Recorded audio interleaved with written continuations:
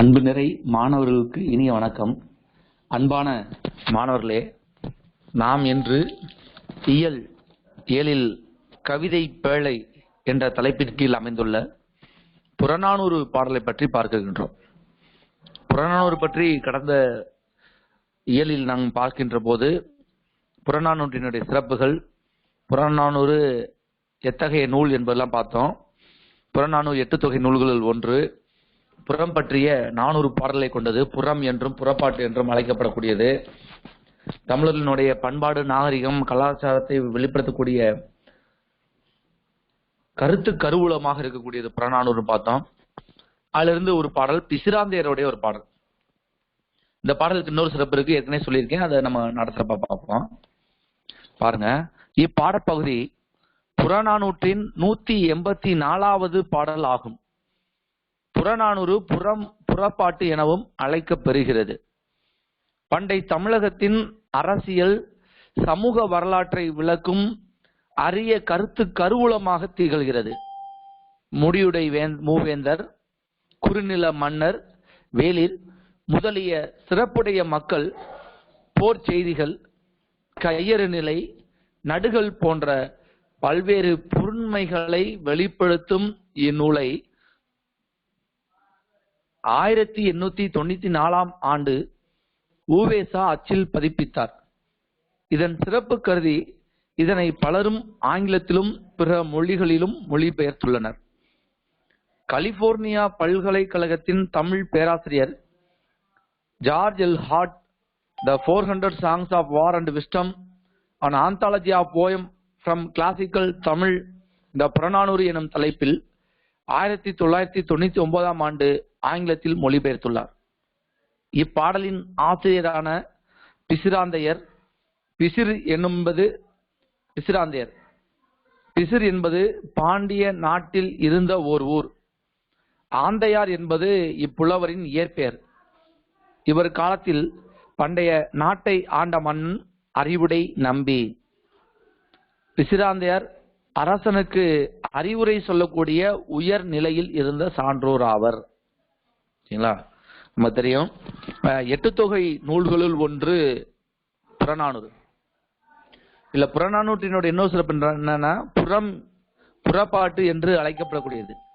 8 தொகை நூல் பார்த்தீங்கன்னா நற்றிணை, நல்ல குறுந்தொகை, ஐங்குறுநூறு, ஒத்த பதிற்றுப்பத்து, ஊங்கு பரிபாடல், கற்று அறிந்தார் ஏத்தும் கலியோடு, அகம் புறம் என இத்திரத்து 8 தொகை நூல் பாட்டு. அப்ப புறம் என்பது என்னன்னா புறம் சார்ந்த விஷயங்களை சொல்வது.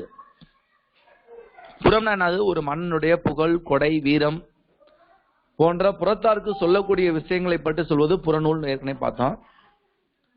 அந்த வகையிலே இந்த புறநானூறு நம்முடைய பண்டைய கால மக்களினுடைய நாகரிகம், கலாச்சாரம், பண்பாடு போன்றவற்றை விளக்கும் அரிய கருத்து கருவூலமாக இருக்கின்றது. இன்னொன்னு பாத்தீங்கன்னா, ஏற்கனவே உங்களுக்கு சொன்னதா, சங்ககாலம் பொற்காலம் என்று சொல்லப்படுவதற்கு புறநானூறு ஒரு முக்கியமான காரணம். ஏன்னா பாடல் எழுதும் திறம் எல்லாருமே கல்வி கற்றவர்களாக இருந்திருக்கிறார்கள். உதாரணத்துக்கு பாத்தீங்கன்னா, மூவேந்தர்கள் பாட்டு பாடியிருக்காங்க, குறுநில மன்னர்கள் பாடியிருக்காங்க, வேளிர் பாடியிருக்காங்க, படைத்தலைவர்கள் பாடியிருக்காங்க, கூல வாணிகர்கள், சீத்தலை சாத்தனார் பாடியிருக்காரு, ஆண்பால் புலவர், பெண்பால் புலவர். அப்ப எல்லாரும் கல்வியில உயர்ந்த நிலையில் இருந்ததன் காரணமாக தான் சங்க காலம் உயர்ந்ததாக போற்றப்படுகின்றது.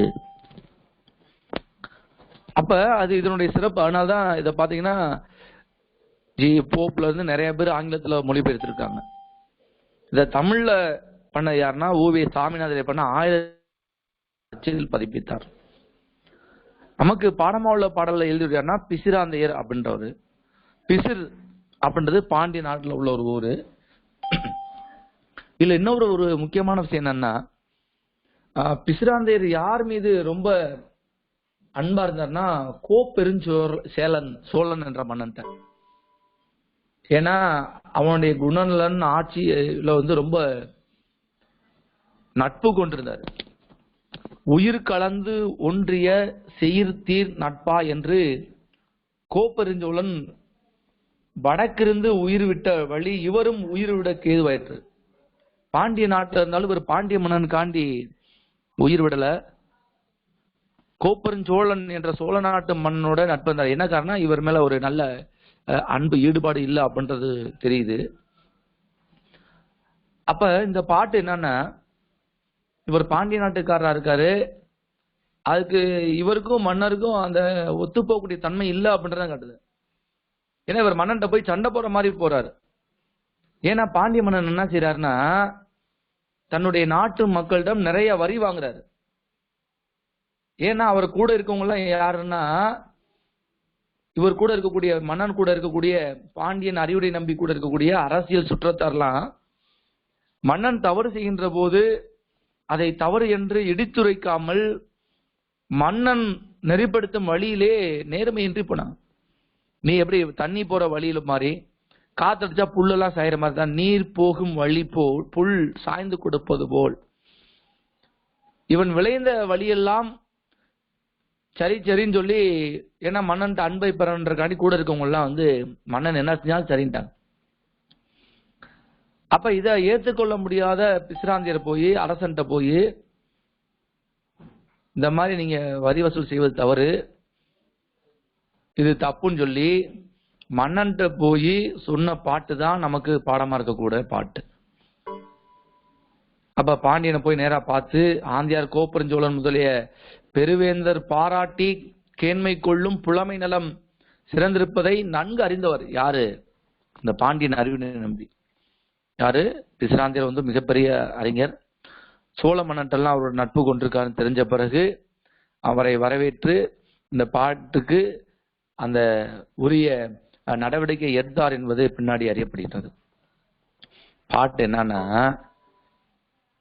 அதாவது ஒரு சின்ன வயல், அந்த வயல்ல விளைகின்ற உணவு ரொம்ப குறைவாக இருந்தாலும் கூட அதை நம்ம முறையா நம்ம அறுவடை செய்து அதை உணவாக்குனா ஒரு யானைக்கு பல நாட்கள் உணவாகும். அப்படி இல்லாம ஒரு பெரிய வயலா இருந்தாலும் சரி, யானைய தானே சாப்பிட மாதிரி சாப்பிட விட்டோம்னு வச்சுக்கோங்களேன், அவட கால் பெருசு, யானையோட கால் 4 கால்கள் இருக்கு.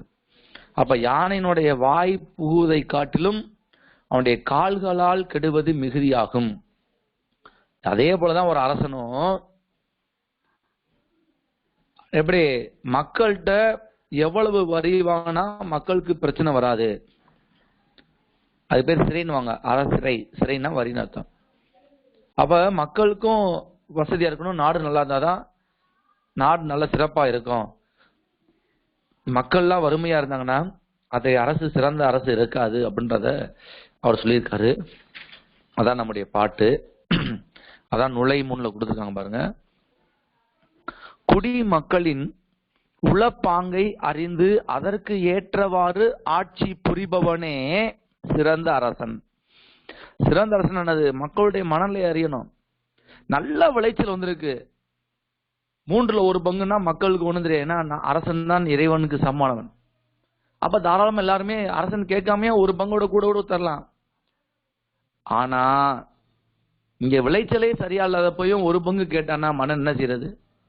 அப்ப அவங்க எப்படி வாழ முடியும்? அப்ப குடிமக்களினுடைய உளப்பாங்கை அறிந்து அதற்கு ஏற்றவாறு ஆட்சி புரிபவன் தான் சிறந்த அரசன். மக்களின் விருப்பத்திற்கு மாறாக அரசன் செயல்படுவது நாட்டின் வளர்ச்சிக்கு கேடு விளைக்கும், கேடு ஆய்பெறும். அரசனை நல்வழிப்படுத்தும் பொறுப்பு சங்க புலவர்கள் மேற்கொண்டனர். அரசனை வழிபடுத்துற பொறுப்பை யார் வச்சிருந்தாங்கன்னா சங்க புலவர்கள் மேற்கொண்டனர். புலவர்களின் அறிவுரைகளை தலைமேற்கொண்டு அரசர்களும் செயல்பட்டனர். அதான் முக்கியமானது. ஒரு நாட்டை ஆளக்கூடிய அரசனாக இருந்தாலும் சரி, உயர்ந்த புலவர்கள் அறிவுரை கூறினார்கள் என்றால் அதை தலைமேற்கொண்டு அரசர்களும் செயல்பட்டார்கள். அரசன் நினைக்கல, நீ யாரையா ஒரு சாதாரண புலவன், நான் நாட்டுக்கே மண்ணே, நீ யார் என்கிட்ட அறிவுரை சொல்றதுன்னு யாரும் கேட்கல. அவங்க சொல்றதுல உண்மை இருக்கும், அவங்க சரியா தான் சொல்லுவாங்கன்றனால அரசர்களும் அதை தலைமேற்கொண்டு சிரம் மேற்கொண்டு அதை முக்கிய முதல் வேலையா செஞ்சிருக்காங்க. அதன்படி சங்க பாடல் தொகுப்பில் இத்தகைய செவி அறிவுறு என்னும் துறைப்பாடல் என்று சொல்லக்கூடிய அந்த துறை நிறைய பாடல்கள் இருக்கு. நம்மகிட்ட ஒரு பாட்டு. இந்த செவி அறிவுறுத்தல் என்று சொல்லக்கூடிய துறைப்பாடல்கள் நாட்டு நலனையும் நிர்வாக சீரமைப்பையும் பாடுவனவாக உள்ளன. இப்ப நான் பார்க்கிறது செவி அறிவு. அதான் மன்னன்ட்ட போய் அறிவுறுத்துதல். அதான் நான் ஏற்கனவே சொன்ன மாதிரி நிதியமைச்சர் நிதி அறிக்கையை சமர்ப்பிக்கின்ற போது யாரு மத்திய நிதியமைச்சர் திருமதி நிர்மலா சீதாராமன் அவர்கள் இந்த புறநானூற்று வரிகளை அப்படியே மேற்கோள் காட்டினாங்க. என்னது? காய் நெல் அறுத்து கவளம் கொளினே,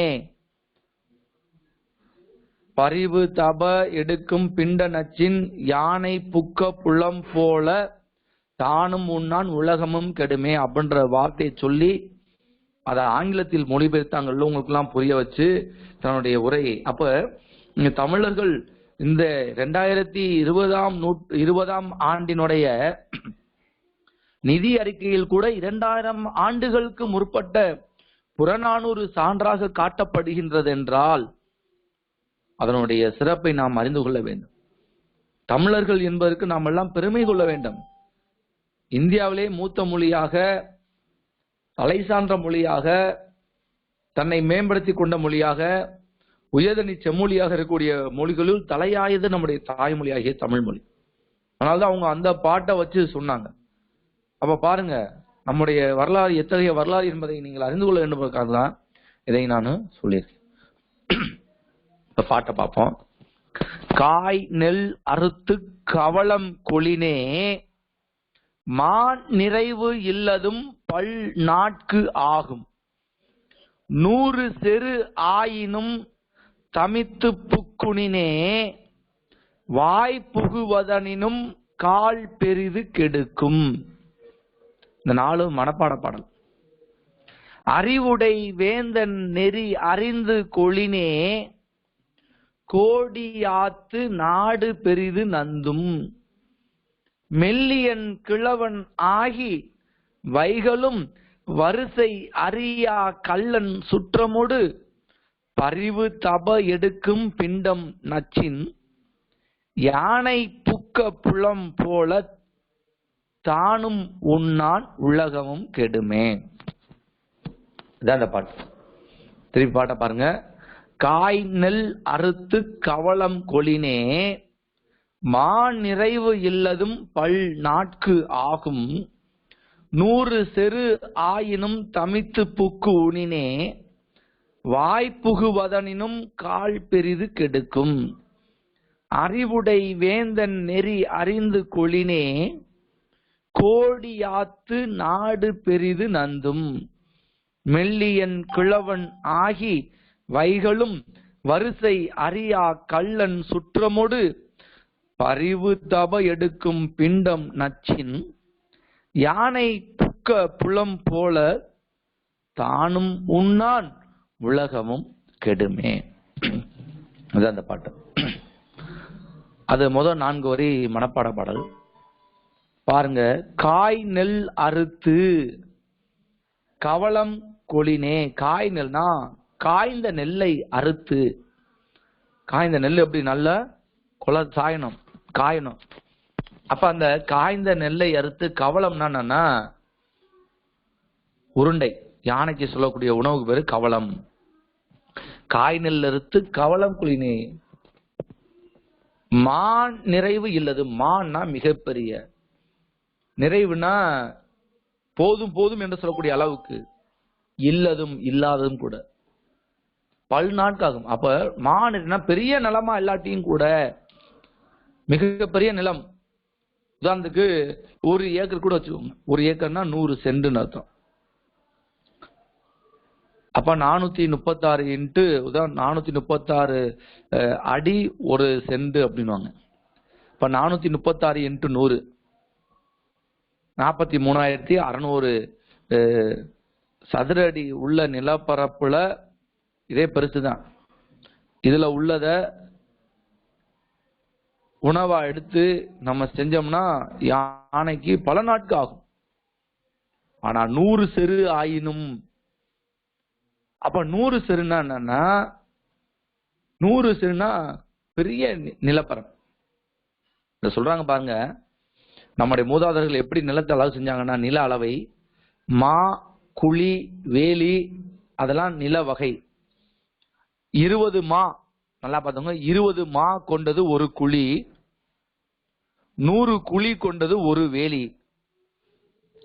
செய் என்பது தலை, ஒரு வேலி. செய்னா தலைன்னு அர்த்தம்.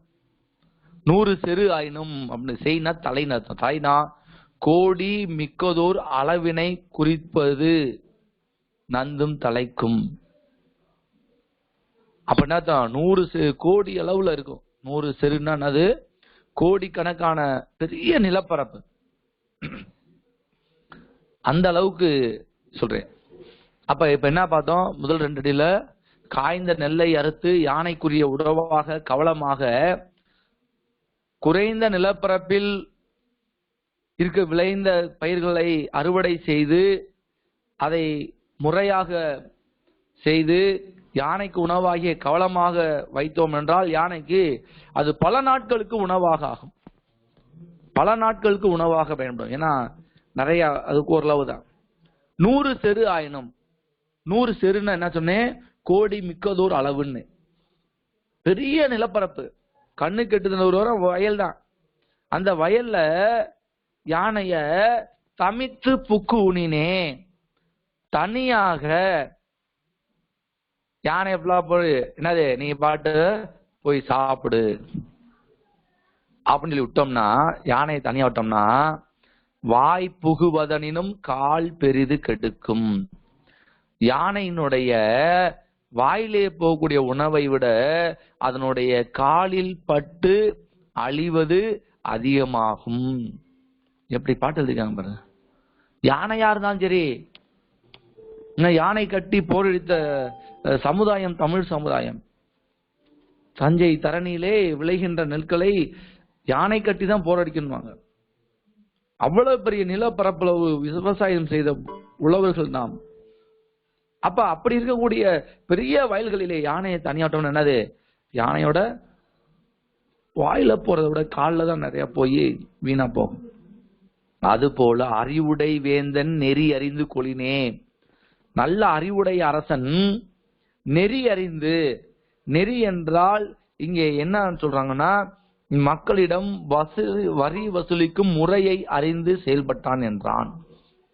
இறை நெறியை, இறைனா மன்னன், நெறி என்றால் எப்படி மக்களிடம் வரி வசூல் செய்ய வேண்டும் என்பதை அறிந்து மக்களிடமிருந்து வரியை பெற்றான் என்றால் கோடி யாத்து நாடு பெரிது நந்தும். அவன் நாடு கோடி பொருளினை ஈட்டி கொடுத்து நாடு மிகவும் தலைக்கும். முடிஞ்சு நாடு நல்ல வளமா இருக்கு. மக்கள் சந்தோஷமா இருப்பாங்க. மக்கள் என்ன செய்வாங்க? மன்னனுக்கு போகதான் அவங்க வச்சுக்குவாங்க. ஏன்னா ஒரு பிரச்சனை வந்தா மன்னன் தான் செய்யணும். அதனால மன்னனுக்கு வரி கேட்டாங்கன்னா மக்கள் சந்தோஷமா கொடுக்கணும். எப்ப சந்தோஷமா கொடுப்பாங்க? நாட்டுல நல்ல விளைச்சல் இருந்துச்சுன்னா. அப்ப மன்னன் ஒரு முறை வரி வசூலிக்கின்ற போது நாட்டில் எவ்வாறு விவசாயம் நடந்திருக்கின்றது, விளைச்சல் எவ்வாறு இருக்கின்றது, மக்கள் எவ்வாறு இருக்கின்றார்கள் என்பதை அறிந்து அவன் வரி வசூல் செய்தான் என்றால் உள்ள வளங்கள் தலைத்து நாடு உயர்ந்த நிலையை அடையும். கோடி ஆத்து, ஆத்துனா பெருகி, வளம் என்னது? மேலும் மேலும் பெருகும். நாடு பெரிது நந்தும், நந்தும் என்றால் தலைக்கும். நாடு என்னது? நிறைய நல்ல வளம் கொளிக்கும் நாடாக மாறும். அப்படி இல்லாட்டி மெல்லியன் கிழவன் ஆகி, மெல்லியன்னா வேந்தன் அறிவால் மெல்லியனாக இருந்தான் என்றால், கிழவன் என்றால் தலைவன். இங்க கிழவன்னா யாரு? அரசன். அப்ப அரசன் அறிவில் குறைபாடு உடையவனாக இருந்தால் வைகள்னா நாள்தோறும் வரிசை அறியா கள்ளன் சுற்றமோடு. சுற்றம்னா என்ன? அரசனுக்கு ஆலோசனை கூறக்கூடிய சுற்றத்தார்கள். வரிசை அறியா, வரிசைனா தரத்தினை அறியாமல், அதை இடித்துரைப்பது நட்பு அப்படின்வாங்க. நட்பு உண்மையான நட்பு என்னது? தப்புனா தப்புன்னு சொல்லணும், அதான் நட்பு. அதுபோல இங்க அரசன் இந்த முறை வரி வசூலிக்கின்ற போது அரசன் என்ன சொல்லுவாரு? அவருக்கு நிறைய வேலை சொல்லுவாரு, எப்பா இந்த மக்கள்கிட்ட எல்லாம் வரி வசூலிக்க பண்ணாரு. உடனே அங்க இருக்கக்கூடிய சுற்றம், அரசனுக்கு சுற்றி இருக்கக்கூடிய அந்த அமைச்சர் பெருமக்கள் என்ன சொன்னா, மன்னா இப்பதான் விவசாயம் செஞ்சுட்டு இருக்காங்க, கடந்த முறை விவசாயம் ஒழுங்கா நடக்கல, மக்கள்லாம் ரொம்ப வறுமையா இருக்காங்க, எல்லாருக்கும் நம்ம தான் கொடுத்து உதவி இருக்கோம், ஆனா இந்த வட்டம் வரி வேணாம், ஒரு 2 மாசம் தள்ளி போடுவோம் இல்லையா வாங்கணுமா, குறைந்த அளவு வாங்குவோம், இப்படிதான் சொல்லணும். அப்படி சொல்லாம கள்ளன் சுற்றமோடு, கள்ளன் சுற்ற போனா ஆரவாரத்தையுடைய மன்னன் விரும்பதே, ஆமா மண்ணா ஆமா மண்ணா நீ சொல்லதான் சரி, நீங்க சொல்லதான் சரின்னு சொன்னாங்கன்னா, பரிவு தப எடுக்கும் பிண்டம் நச்சின், அன்பு கெட கொள்ளும் பொருட்தொகுதியை விரும்பினான் என்றால், பிண்டம் நச்சின்னா பொருள்களை விரும்பினான் என்றால், மக்களை வருத்தி அவர்களிடமிருந்து உணவுப் பொருளை பெறக்கூடிய மன்னனாக இருந்தான் என்றால், யானை புக்க புலம் போல, யானை புக்க புலம், யானை தனியாக சென்று உணவை உண்ணக்கூடிய வயலை போல, தானும் உண்ணான் உலகமும் கெடுமே. யானை தானா என்னது அண்ணனும் அதன் மூலமாக பயன்பெற மாட்டான், தன்னுடைய நாடும் அழிந்து போகும். ஏன் மண்ணை நிறைய வாங்கி மட்டும் சாப்பிட்டு என்ன செய்ய போறான், ஒன்னும் செய்ய முடியல.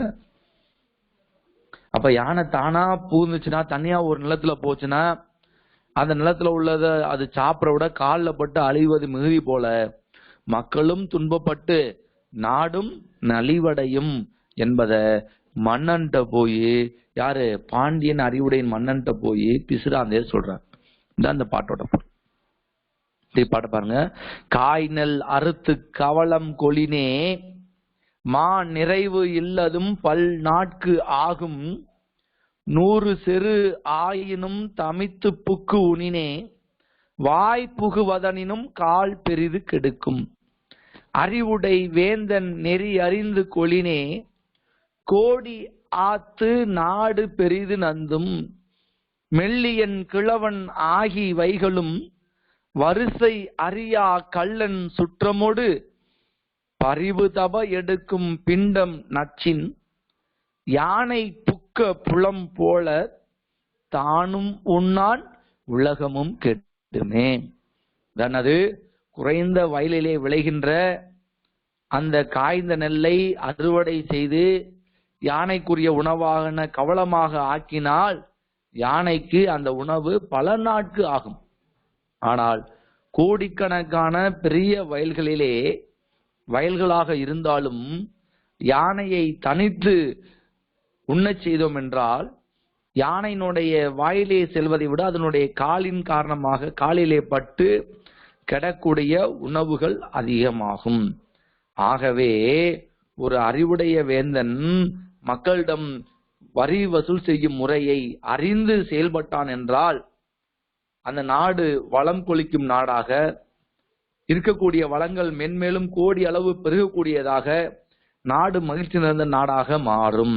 மாறாக ஒரு அரசன் அறிவுடைய அரசனாக இல்லாமல் மெல்லியன் அறிவில் குறைபாடு உடையவன் நாட்டினுடைய தலைவனாக இருந்தான் என்றால், நாள்தோறும் அவன் சுற்றி இருக்கக்கூடியவர்கள் மன்னன் கூறுவதை ஆமோதிக்காமல் அவன் செய்வதெல்லாம் சரி என்று தலையாட்டக்கூடிய பொம்மையாக இருக்கக்கூடியவர்கள் இருந்தார்கள் என்றால், மக்களினுடைய அன்பு கெடுமாறு, மக்களை துன்புறுத்துமாறு அவன் வசூலிக்கும் வரியானது, மக்கள் துன்பமடையுமாறு செய்யக்கூடிய வரியானது எப்படி என்றால், யானை தனியாக உண்ணச் சென்ற வயலிலே அதனுடைய காலில் பட்டு அழிவது போல, அது அரசனுக்கும் பயன்படாமல் அவனுடைய நாட்டையும் அழிக்கும் என்பதுதான் இந்த பாட்டு.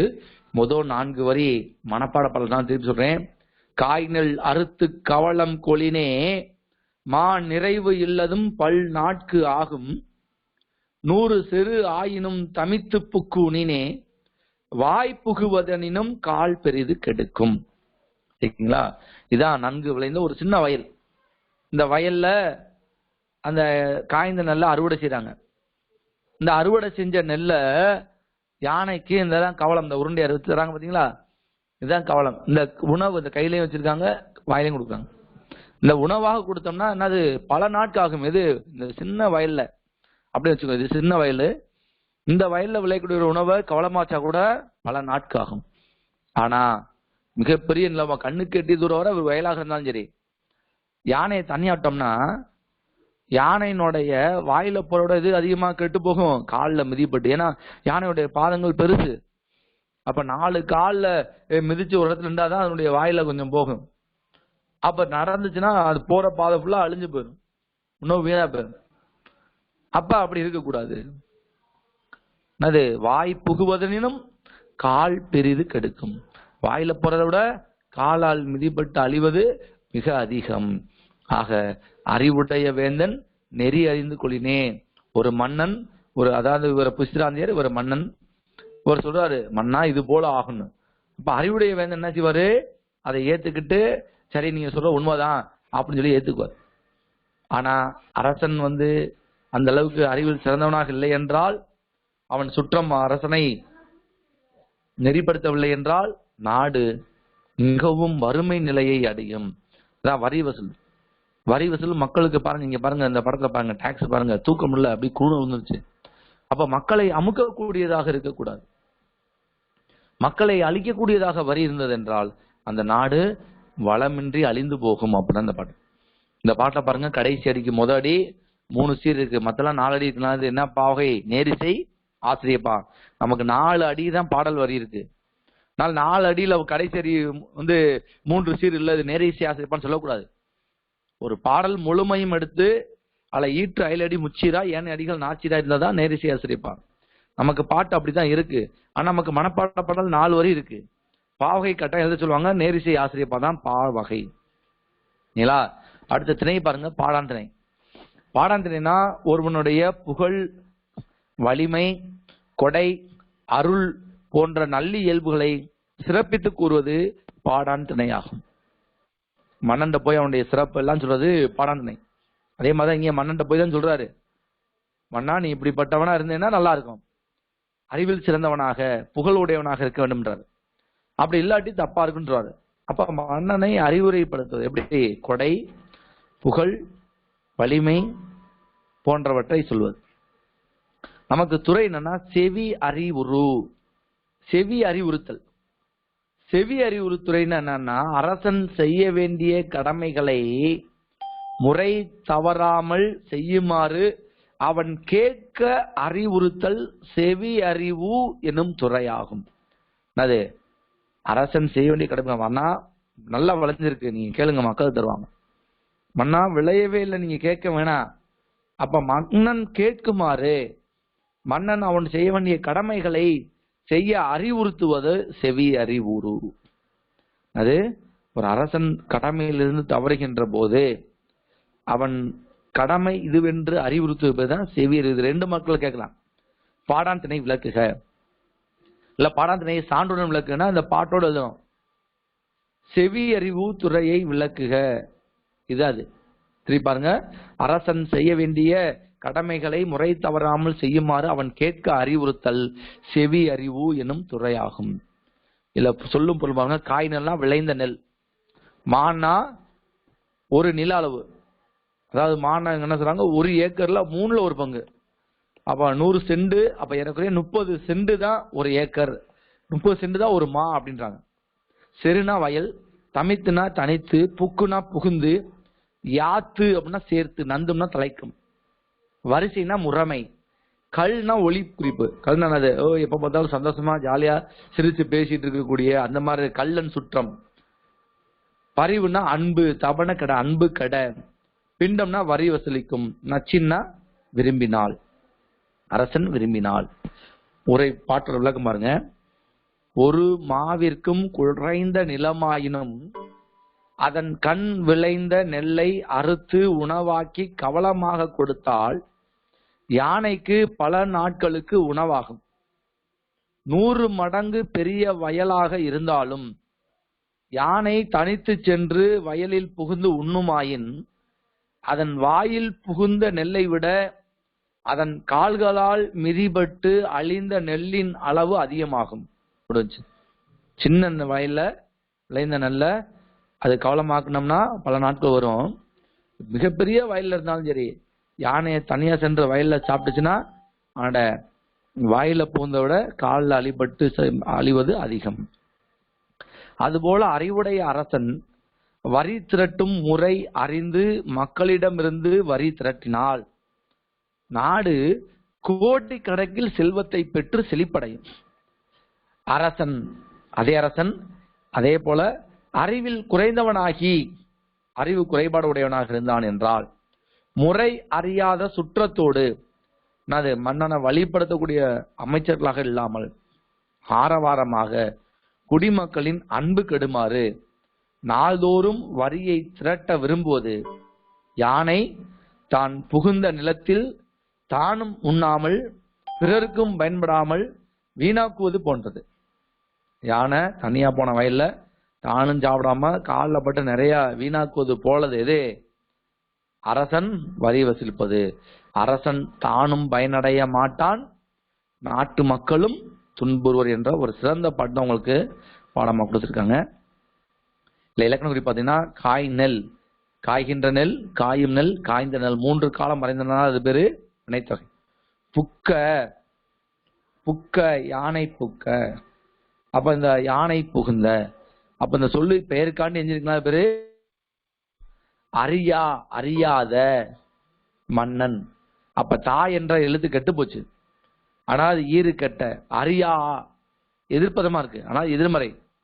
பெயருக்காண்டி எஞ்சிருக்கனால பெயரச்சம். ஈறு கெட்ட எதிர்மறை பெயரச்சம். உறுப்பிலக்கணம் பாருங்க. அறிந்து, அரி கூட்டல் இந்து வந்தா இத்து அடைப்புக்குறி இந்து சொல்லியிருக்கேன். இந்து வந்தாலே இத்து அடைப்புக்குறி இந்து தான் போடணும். அப்ப இத்து சந்தி இந்தான விகாரம். அறிந்து ஏற்கனவே அறிந்து முடிஞ்சு போச்சு, ஆனால் இத்து இறந்த கால இடைநிலை உ வினையச்ச விகுதி. அதே மாதிரி அறுத்து, அறு பகுதி இத்து சந்தி இத்து இறந்த கால இடைநிலை உ வினையச்ச விகுதி. சரிங்களா? இதுதான். அதுக்கடுத்து பாத்தீங்கன்னா பயிற்சி நாள் கொடுத்துருக்கேன். என்னது? பாடாண்டினை குறிப்பு வரைக. செவி அறிவுறு என்றால் என்ன? புறநானூறு குறிப்பு வரைக. அறிவுடை வேந்தனின் நெறி குறித்து பிசிராந்தையர் கூறுவன யாவை? யானை புக்க புலம்போல தானும் உண்ணான் உலகமும் கெடுமே. உவமையையும் பொருளையும் பொறுத்தில். உவமை யானை புக்க புலம். பொருள் என்னது? யானை தனித்து சென்றால் வாயிலை போவதை விட காலால் மிதிப்பட்டு அழிவது அதிகம். அதான் உவமையும் பொருளும். இன்னொரு ஒரு முக்கியமான இடம் சுற்றி பொருள் விளக்கம் தருக அப்படின்னு ஒரு கேள்வி வந்திருக்கு. அப்ப இடம்னா, உதாரணத்துக்கு இதை இடம் சுற்றி யானை புக்க புலம் போல, இடம் சுற்றி பொருள் விளக்கு அப்படின்னா, யானை புக்க புலம் போல இப்பாடல் அடி இடம்பெற்றுள்ளது புறநானூறு என்ற நூலின் அமைந்துள்ள விசிராந்தையர் என்ற புலவரால் இயற்றப்பட்ட பாண்டியன் அறிவுடை நம்பிக்கை சொல்லப்பட்ட கருத்தாகும். இதான் இடம். சரிங்களா? இதான் இடம். அப்ப அப்படி எழுதணும். இடம் பொருள் விளக்கம் 3 கட்டாயம் இருந்தா தான் அது சரியா இருக்கும். சரிங்களா? அன்பு மாணவர்களே, நான் திருப்பி கூட சொல்றதான், நிறைய பேர் வகுப்புல கலந்துக்கோங்க. முடியாத பட்சத்துல பதிவு செய்து அனுப்பப்பட்ட பாருங்க. எங்களுக்கு ரொம்ப வருத்தமா இருக்கு. தேர்வுன்னு வந்துச்சுன்னா சிரமம். இது இன்னும் ஒரு 2 ஒரு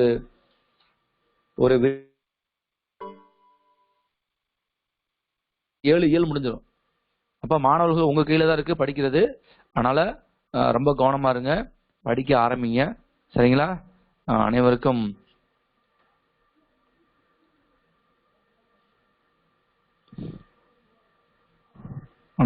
நன்றி.